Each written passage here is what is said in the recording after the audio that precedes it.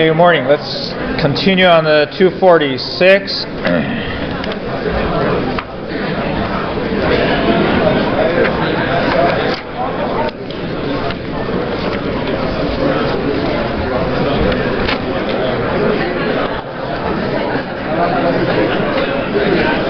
So we started on solving first-order differential equation. We'll look at the first-order differential equation from several different scenarios.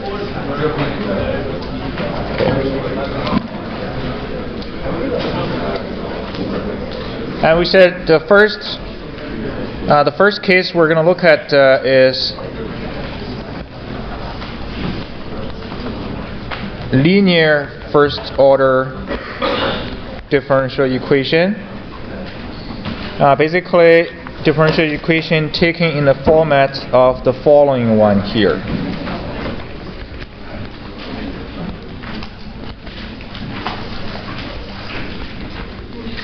That's a linear first-order differential equation. And then we separate this one into two different cases. Case number one is when q of x equal to 0. And q of x on this side here, we typically represent the input to the system. So if this is 0, then the system has no input. The system will respond basically based on initial condition. So this case is, we call that homogeneous case. So we did that in the previous lecture. And the second case is when this term is not 0, right? So let's take a look at this case today. How do we solve this differential equation? When q of x is not 0, okay, we're going to solve this one. We're going to use a so-called integrating factor method.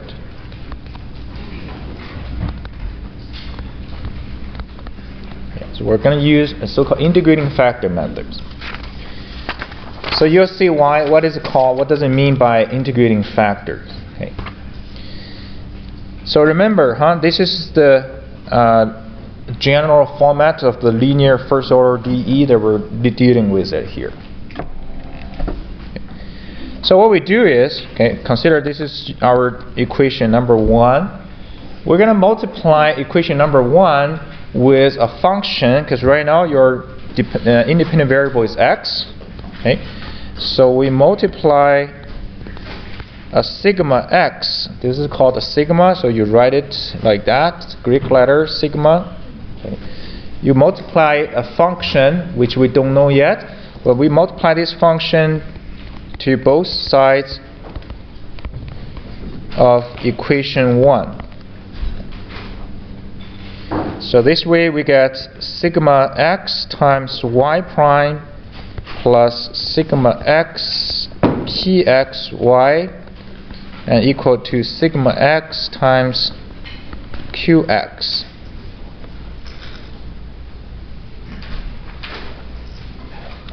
Now this sigma is not going to be an arbitrary function, because it's a function that we will try to find such that the whole left side can be written as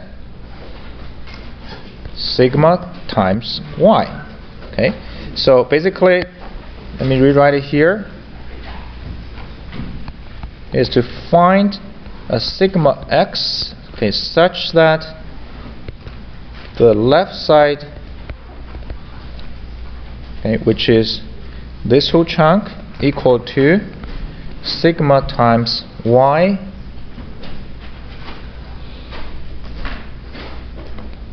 prime. Sigma y prime. So sigma y prime in this case, because this is a function of x at here, is equivalent to dx sigma y. Okay, that's the idea. So if we can find a sigma such that the left side is written into this format, then things are becoming very simple. Okay. For example, why is this format will be simple now to solve? Right. Suppose you find a sigma. So we don't know how a sigma is yet, but that's what we're going to figure out. Suppose you had a sigma, and you multiply to this both sides, and the left side now can be written into this format, right? So we can do this, right? If possible, okay, then your original differential equation, right, becomes, what does it become? Becomes d over dx sigma times y. Now remember, sigma is the function of x, and y is also a function of x, okay?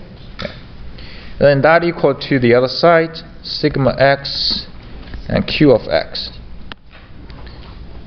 Okay. So I'm working backwards. So basically, assume it is feasible. We find a function sigma. Okay. Then we can write the original one into this format. So now I can multiply the dx to the right side. So we get d bracket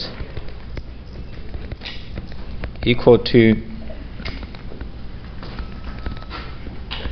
this. Okay. It's like essentially separating all the variables now. You basically multiply the dx to the side. That's what you're trying to integrate now. And then you can integrate both sides of this equation. Okay. And integration d anything. So basically, when you integrate the d in a bracket, that can be anything at here. What do you get? You get back that whatever inside the brackets, right? So if this is x squared, then you get x squared. Whatever you get back whatever in that bracket. So your left side will become, the integration will become sigma x times y of x. Your right side, so right now it's a general case, so we keep it as it is, because we don't know what sigma is yet, and we also don't have a q of x. If you have the function, the actual equation, we'll be able to figure everything out. So now you have this. So finally, you can solve for y of x, and that equal to 1 over sigma, and sigma x, qx, and dx. So technically, there should be a constant plus a constant in here. Okay, yeah. So you can put a constant d at here, and then a d move to the other side, and you get another constant c. Same thing. Yes? Is there no dx after a semicolon on the left? Here? On the left. Here? Yeah. d what? It'd be like the integral have dx again. Oh, I multiplied dx to this side here. Oh. Yeah. So then you can integrate. When you integrate, you need to have a d something there, right? Yeah. And then you have the d bracket. You have this one here. Good? So this is essentially the solution we're looking for. And they all hinge on the finding of the proper function sigma x. If you can do that, then we can do this. And this will make much easier to find the solution for the y. Okay? Yeah.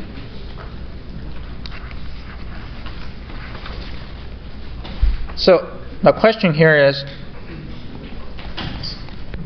how to find this sigma of x. This sigma of x essentially is what we call the integrating factor. Okay, so sigma x here is called the integrating factor here. Okay. And that's where the name of the whole method comes from, integrating factor method. Right. So how do we find the sigma here? Right. So let's go back a little bit here. Right. Go back to the process we started with. We multiply the sigma x to both sides, and objectively we want the left side to be written as sigma y prime, or d over dx sigma y. Right. Okay. So let's go back to the original objective.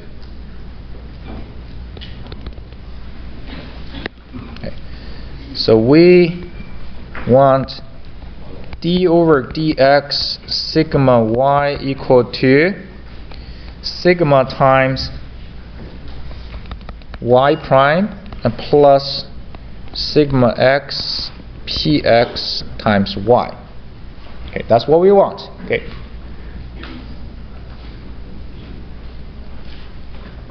So let's start from the left side here. If you want this one to be this here, so let's take a look at what exactly is d over dx sigma y. So what's the derivative of sigma times y? The derivative sigma times y, what do? You basically apply product rule, right? Product rule here. So the product rule says sigma times here times d times y prime, and then plus y times and then plus sigma primes times y. Okay, that's your left side here. And then right side, we're not going to change. We're going to keep it as it is.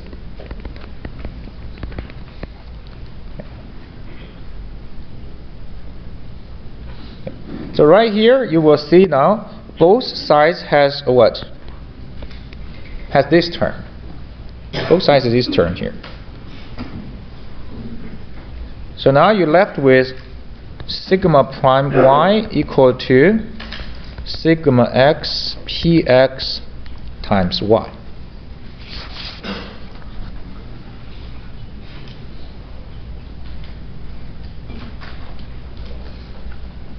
Okay. So let me rewrite this sigma prime as d sigma over dx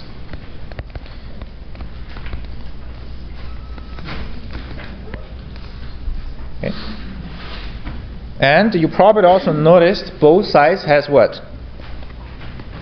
Has y here. So that can be cancelled. So now this time you have d sigma over dx equal to sigma times px.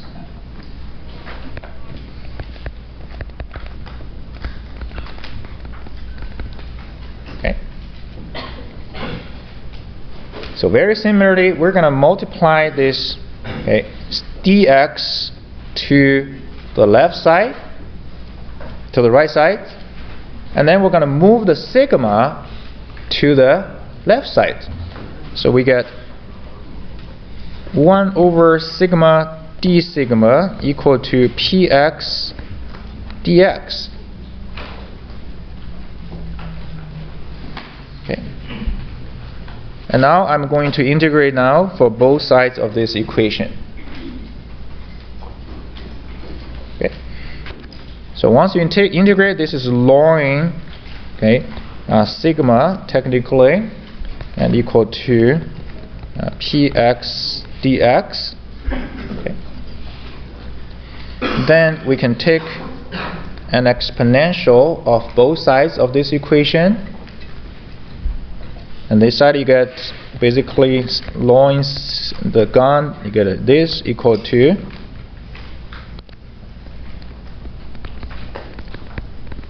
you get this.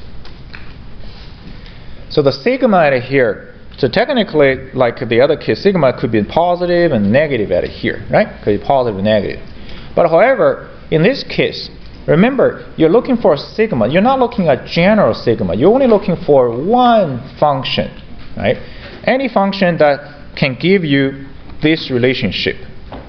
So you don't need a whole general expression for C. You only need one candidate. That's it. Okay. So in this case, right, we only need one sigma basically. So you can use sigma. Forget about the negative sign, and you can use sigma equal to e to the power of this. You don't have to keep both positive and negative sign there. So this is your sigma. Right? Remember, the idea is to find a sigma such that the original first order differential equation, once you multiply sigma to both sides, you can write the left side into this. That sigma is this. Okay? So you write the sigma like that, or calculate first like this, and you can do what we want, right, over there. Okay. So this one, you can memorize it as a formula, or you don't have to. I mean, this is not a very difficult process, right? The way to get over here, yes. Sorry, come again? Why you only have one sigma? Because the idea is, you see, the idea is I want to find a sigma, right? So that when I multiply both sides of the original differential equation, I can write the left side into this. So I don't need so many sigma. I only need one sigma, right? That one sigma, as long as that one sigma enables me to write from here to here, then we're good. Okay, that's all you want. So I guess that's why you don't need a general. I don't need a 2 or 3 or 5, right? I don't need a 1. Okay, yeah. So this is actually why, if you look at this writing at here, so technically there should be a plus C at here, right? So, but I didn't do that, okay? Because I don't need a constant A at here or B. I only need a 1, right? Yeah, to make it simpler. Okay. So let me show you an example, and you'll have a much better idea of what we do, okay, for using this approach.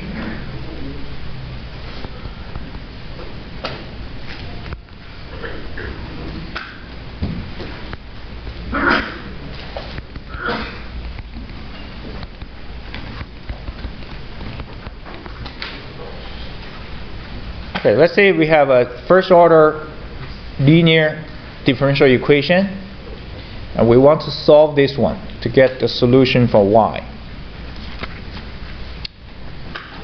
Consider in this case x is greater than 1 because the ln x right here.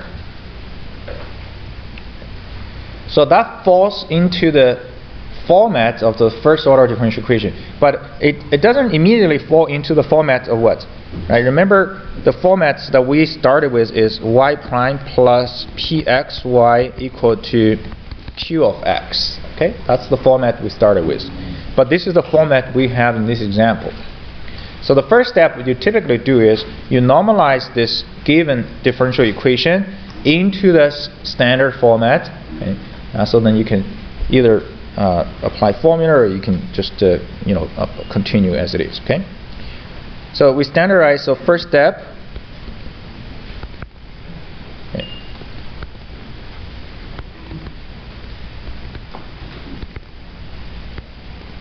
To standardize this equation, what do? We divide the x, okay, by both sides of this equation. So you normalize the coefficient for y prime as 1. So you get, so basically divide x by both sides,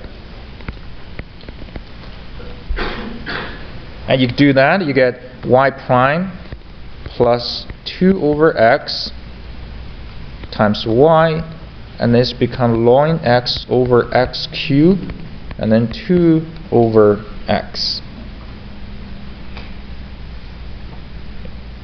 Now this is in the standard format we worked on. So in other words, here is your p of x, here is your q of x right here. Okay. Okay, so now let's do the step number 2 using the integrating factor method to solve this. Multiply sigma of x, okay, to both sides of the equation.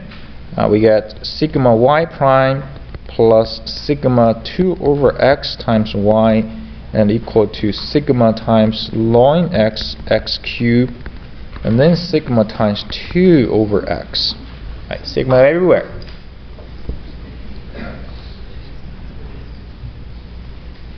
Okay. So I'm not applying formula here. I'm going through the process again. Okay. And what do we want? We want the left side. Okay. So we want the left side to be written as sigma y prime. We want to find a sigma such that the left side is written into sigma times y prime. Okay, so to do this, right, basically you can look at the results, how we find the sigma here. This is what we need, right? So here, right here. Okay. To do that, that sigma has to satisfy this relationship. Okay, so d sigma over dx equal to sigma x times p of x. Okay, so coming back over here, in order to do that, we need d sigma over dx equal, which one? Equal to basically this term. Okay, equal to this term here. And that term is sigma times 2 over x. Okay. So let me rewrite this. D sigma over dx needs to equal to sigma times p of x. Okay, that's where it is from. So we need this sigma in order to do the sigma x, sigma y prime. So now let's look at this one. What's the sigma satisfy this equation here? So that's a very simple one. You can separate the variable. So d sigma over sigma equal to 2 over x times dx. And then integrate both sides. Right? You get ln sigma equal to 2 over x. 2 over x is 2 times ln x. So that basically means the sigma equal to, when you take exponential of both sides, a sigma equal to what? To 2? No. What's the solution for sigma? X squared. Okay. Again, you see, I could take maybe a negative x, but I want. I just take a 1, right? You can even take a 2x squared, but we can just take x squared. As simple as that. Okay, so there can be multiple solutions for sigma. So once you find the sigma, and then you go back to your original integrating factor, because you multiply the sigma both sides. Now you're confidently you can see, okay, if I choose sigma to be x squared, then my left side will be x squared times y prime. Okay, so now you have your equation d over dx sigma times y equal the right side. Okay, so you get this.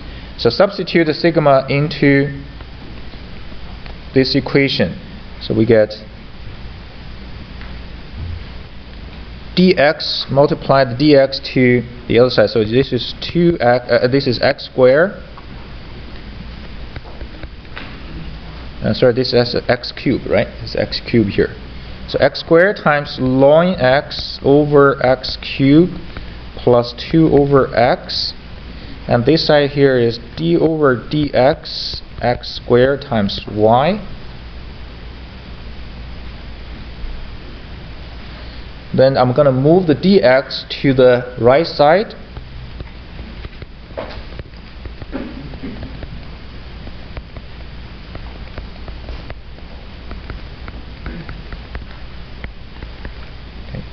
At the same time, you can simplify the right side. When you multiply x squared into the bracket, you get ln x over x, and then plus 2 over x dx.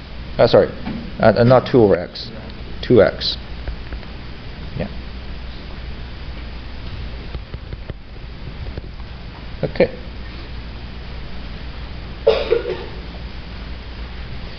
And then integrate both sides. Okay, integrate both sides. The left side is pretty easy. Integrate the d anything, give you back whatever inside the bracket. So x squared plus y squared. And this side, okay, so that's where your first year integration skill come into use. Okay, so you have integration of two functions. You could separate them, okay, into integration of these two terms. The second term pretty straightforward, x squared. The first term that might needs a little bit observation here, a little thinking. So what comes to your mind here?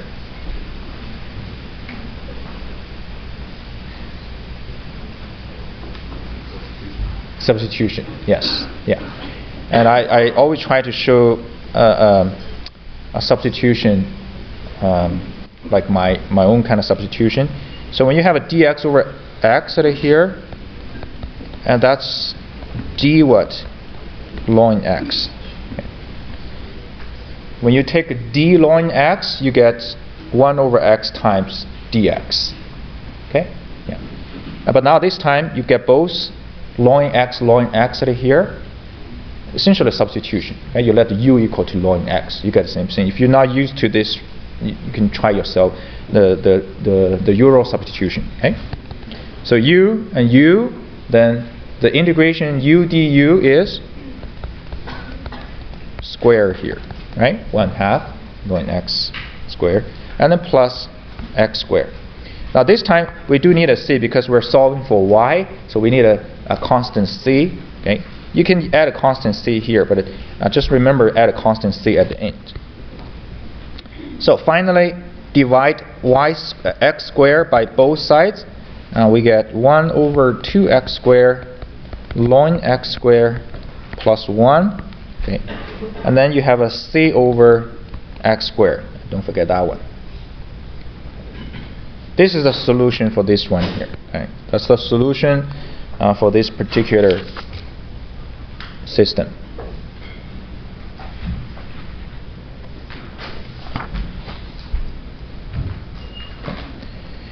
So the method, the integrating factor method, okay, I don't think it's very difficult.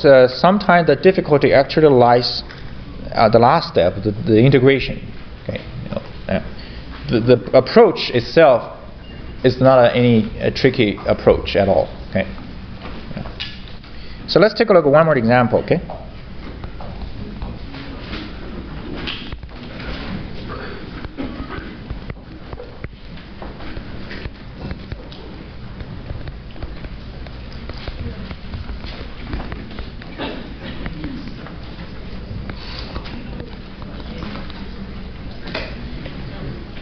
Slightly different example. This time, this example gives us the initial value y of 0 equal to 1. Y of 0, yeah, y equal to 1. Okay. Yeah. So let's solve this one. Again, this is a linear, first-order linear differential equation, but initially it is not in that standard format. So the first step you do, you standardize it into that format. We divide 1 plus t squared by both sides of the equation.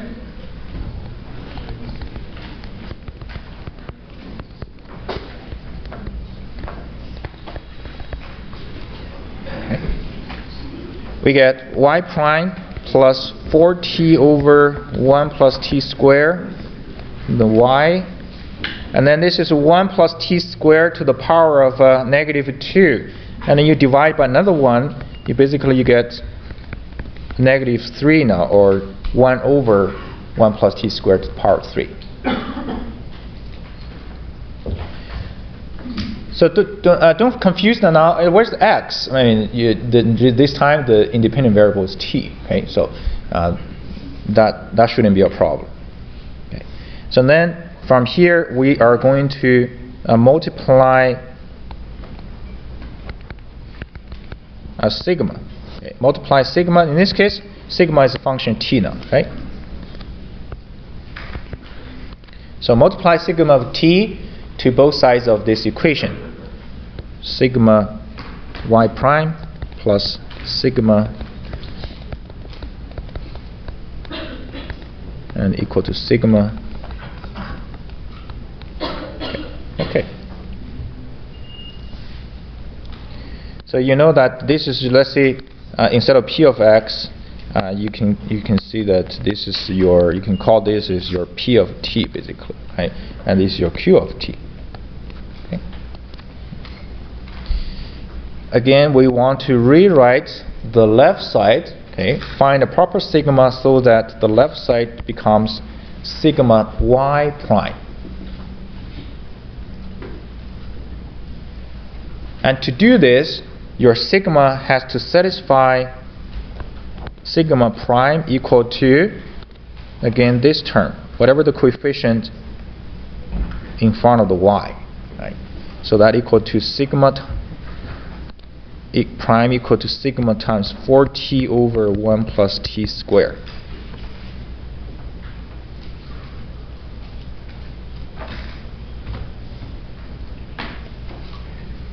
Okay, so then apply the similar approach. Sigma prime is d sigma over dt. Okay, yeah. So move dt to one side, move sigma to the other side.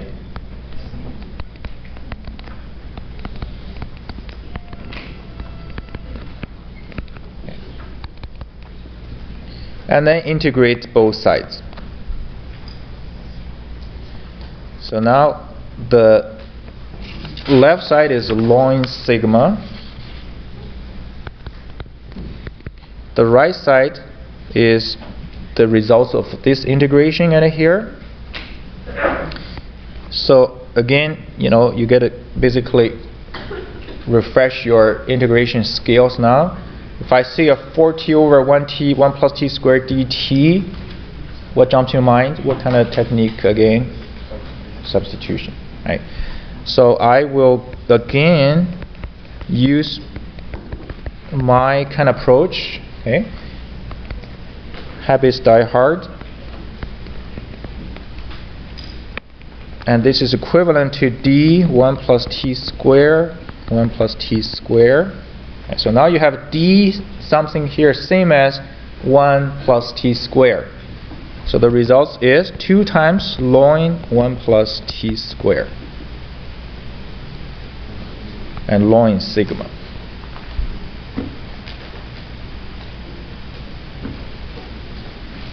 Any questions so far? Is that the same as the Yes, same thing. Yeah. Yes. Louder? Sorry, can't hear it. Can I what? Yes. Oh, do I need an absolute value here? Again, you don't need to. Technically, you need to. But because we only need one sigma here, right? I don't need a negative sigma. So I don't need, in this case, I don't have to put a negative, absolute sign at here. Yeah. So that's the leeway you can have at this stage at here. Okay? Yeah. Very good. Then sigma equal to, what does sigma equal to? 1 plus t squared and to the power 2. Okay? Yeah. So once you get this, then we plug the sigma back into this equation at here. Okay, this equation. So we get sigma y prime equal to sigma over, okay, like that. That's what we're trying to solve here. So I'm going to plug the sigma into this.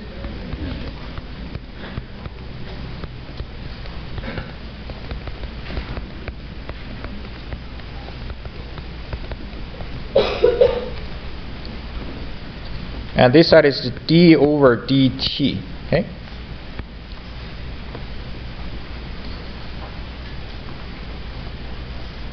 And the left side, the right side here, you can simplify because the top is square, the bottom is a cube. So you end up with just 1 over 1 plus t squared. And now you have the left side, multiply the dt to the right side, you get d times d of 1 plus t squared y squared here, and equal to 1 over this. And now I can integrate both sides. So at this stage, I strongly recommend that you write these detailed steps out. Okay, One other thing I noticed, not just in this class, even in the third year or higher year, when people do integration, they often do this. One integrates this, and they start to work.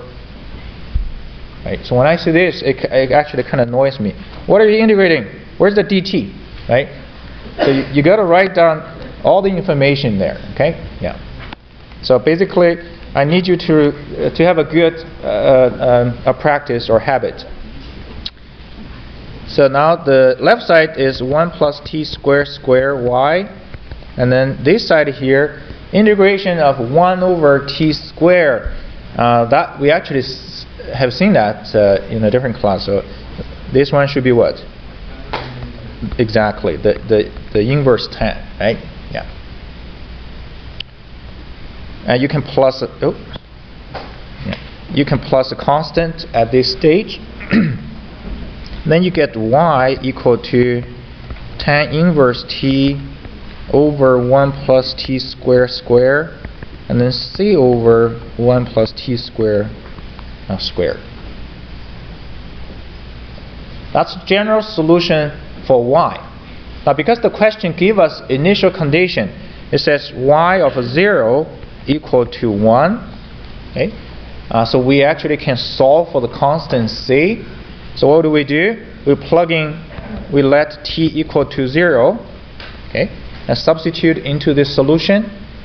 And when you let t equal to 0, this term becomes 0 because tan inverse 0 is 0.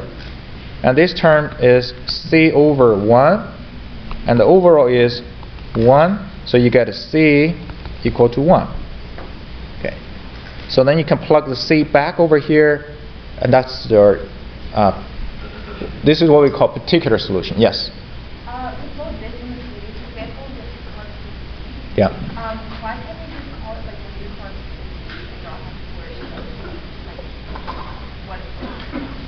Good question. So why we can't call it a constant d, but it's not a constant anymore because now it's a c over a t function, right? Oh, okay. Yeah. So this is not a constant d, basically. Yeah. So we keep the c, essentially. Yeah. Okay. So the two example, I think you should have a pretty good idea how to apply the integrating factor methods to solve this kind of a non-homogeneous first order differential equation. Okay. Yeah. Okay. So very good. And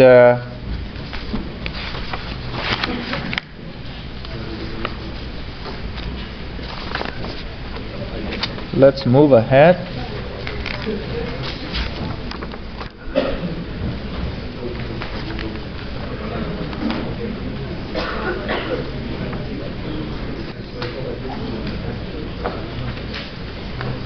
I do have one example, but it's going to take more than the time I have. It's a good example. Let me just... Yes? Why don't we have a constant when we are integrating the finite? Sorry, come again? Where do I have a constant? We are integrating the finite. For this side here, you mean? Not this one. When we're finding sigma. Oh, when we're finding sigma. Yeah. Okay, so... Why is there no constant? Okay, good question. So why don't we have a constant, for example, plus a d at here, right? Yeah. The reason is the same answer that I had. You don't need multiple sigma. So we can just find the base value, not particular. That's right. So you only need one sigma function. So let's say you have a d at here, right?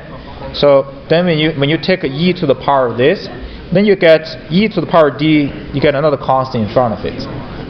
So that constant, yes, it's a general solution, part of the solution for sigma. But I don't need this a here. A can be 1, can be 2, and I can choose just 1, right? As simple as it is. Yeah. Okay. Any questions so far? Okay. Okay. Okay, I think I'm going to skip that question and I'll jump ahead at here. Now we're going to look at a different first order differential equation. Okay. So let's look at a different type of a first order DE. I'm going to call this one separable equation. Now notice that this time I didn't call this type linear first DE. Okay? Yeah. I just called it first order DE. The reason because what you will see are not necessarily a linear differential equation anymore. It's still first order. Okay? But we call this as a separable equation. Separable equation. It's actually very much similar like the homogeneous. You can separate variables. So this equation takes the format like this: y prime equal to y prime equal to the whole right side a function, and this function can be written into two parts. One part is function of x, and the other part is a function of y. That's what we call separable equation. So basically, it's not a mixed up function x and y. You actually have a clean cut. You have a function x here, and then times a function of y here. Okay? Yeah. So for example, right? Let's take a look at this one. This is actually pretty straightforward. So y prime equal to x times e to the power of x plus 2x. This is definitely not a linear differential equation. Okay. But this one you can separate. If you look at this one, that's x times e to the power of x and e to the power of 2y. And that's exactly the format as we just write it down. So you have two functions. One is function of x and the other is function of y. And when you're able to write this into this format, then we actually apply our separable equation technique. Okay? And the other, let's say, I'll give you another example here. Okay, this is called a separable equation. Okay, separable equation. If the equation is this, for example, so y prime equal to 3x minus y, right? Your right side is a function of x and y. However, your right side cannot separate, right? It does not equal to this. So you can't do this separation. Okay, so you can't separate x and y into multiplication of each other. In this case, this is not separable. It is not separable, but it is what? That's a linear, right? That's a linear. So you can use the integrating method to solve it. That's fine. Okay. So if it is separable, so here's what we do: dy over dx, okay, equal to capital X function x, capital Y function y. So what do? We separate them.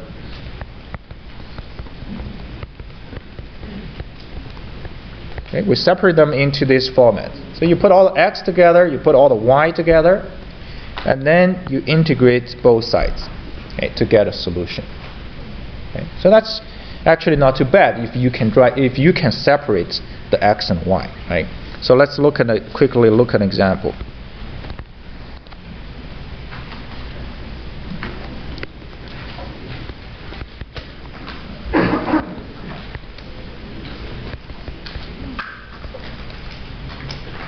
Here is the differential equation with initial condition y of 0 equal to 1. So always observe the equation given to you, what type of equation it is, and what kind of method we should apply to solve this, right? So far you only had a couple. For this one, it's a separable equation. Basically, your x of x is 4x, y of y is 1 over 1 plus 2e to the power of y.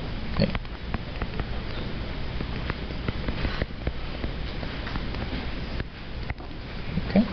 and y prime is dy over dx. So now I'm going to separate them into two sides. We get 1 plus, multiply this to the left, multiply dx to the right, and then integrate both sides. And this is a very simple integration. The left side is y plus 2e to the power y.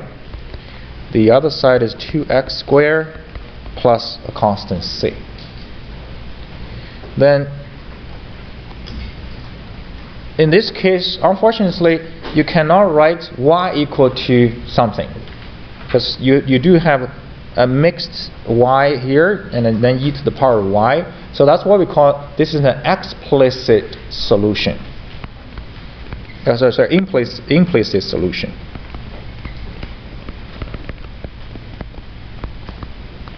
Okay. So you can stop right here. You don't have to provide an expression for y. But we can solve for the constant c, because we know what the y of 0 is, and that's 1. So we let x equal to 1, 0. We let x equal to 0. Okay. And that gives us y of 0 plus 2e to the power of y of 0, and 2 times 0 plus c. That's 1 plus 2e to the power of 1 equal to 0 plus c. So c equal to 1 plus 2 e. Okay. All right, then you substitute the c back into the solution, and that's your y solution. Okay.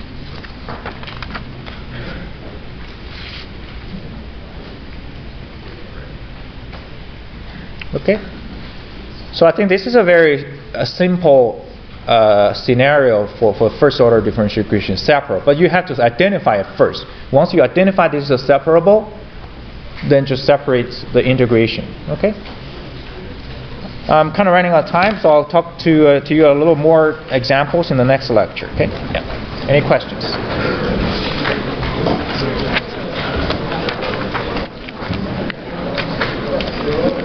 Just a reminder, this week we have a quiz number 2, right? Quiz number 2. So please join your tutorial section to do the quiz. It's related to the LTI system and convolution.